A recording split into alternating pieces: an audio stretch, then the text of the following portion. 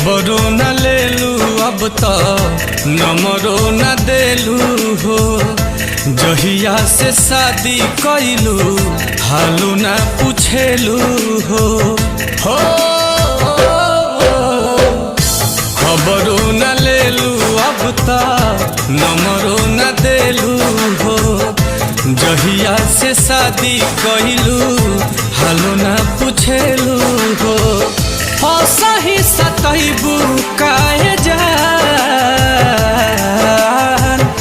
चन चन कहत रही सचहू में चान भैलू मुँहले पयबू काहे जान